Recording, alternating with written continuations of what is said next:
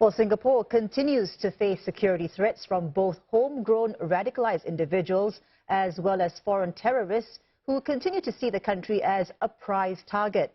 15 Singaporeans were placed under restriction orders after being radicalized by the Islamic State in June last year. Most were under 30 years old. And to discuss the psychology of radicalization, we have now in the studio with us Nafees Hamid, Research Fellow at Artists International, USA.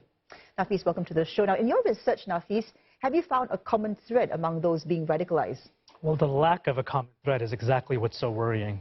You see people who are young, who are old, you see women, you see children, people from the Western world, people who are converts, educated, uneducated. So the profiles are constantly changing. Right now, it's a bit more marginalized kind of youth who are joining. In the past, it was more educated, elite, sometimes even aristocrats or billionaires, like Osama bin Laden, for example.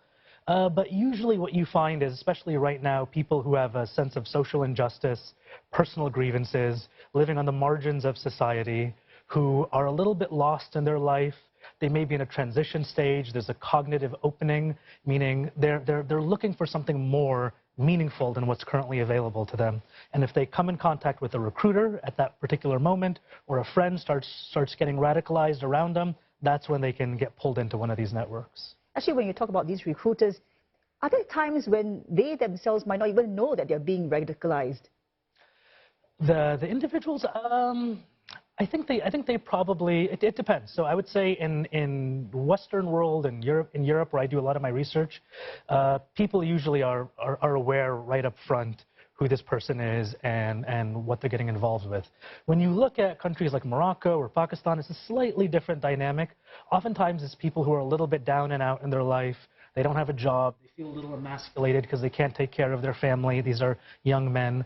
Then someone may come up to them and offer them a job. Say, hey, why don't you drive this truck for me or deliver this message for me? The people I've talked to have said that they were somewhat aware of who this person was, even though it wasn't explicitly made clear to them right up front. Then the ideology tends to come a little bit later on. So how much of a role would you say the environment plays in radicalizing someone? It depends. So if you're in a war zone, if you're, let's say, living in Raqqa or Mosul, you're living in Syria and Iraq, then obviously the environment plays a big role because your life is probably not that great. I mean, you probably don't have a lot of financial resources, and that's the reason why you couldn't get out before ISIS or whoever came in. You probably don't have the financial resources to bribe these organizations to let you go. So you may have a family and you may have a small business, and now ISIS or Al-Qaeda or some group is running this town. You don't really have much of a choice but to join the group. So in that case, the environment plays a huge role. But if you're looking at areas that are not active war zones, the environment can play a role in two ways. One is if it makes it very clear that there's a social injustice. If you're an ethnic minority and you're living very poorly next to an ethnic majority that's living very well, it's going to make the injustice a little bit more salient.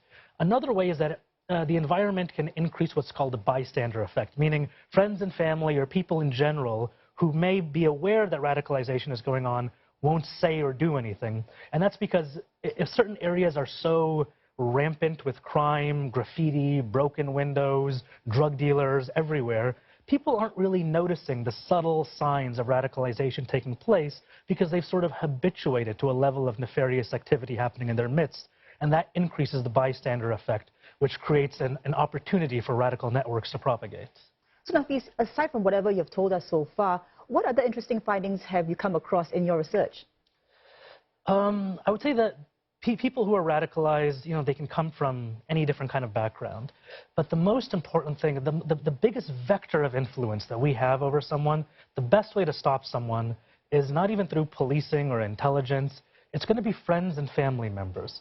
People are radicalized by their friends. For the most part, the vast majority of people get pulled into a network, not by some random stranger over the internet, but by their friend. But equally, friends and family members have the possibility to pull this person back over the edge of violence. The problem is that in many cases, they don't know that their loved one is radicalizing. And so in that instance, police and intel agencies should share information. And in the second instance, they don't know what to do, in which case they need help from social organizations on how to talk to these young people. Nafees, thank you very much for those insights. We've been speaking with Nafees Hamid, Research Fellow at Artists International, USA.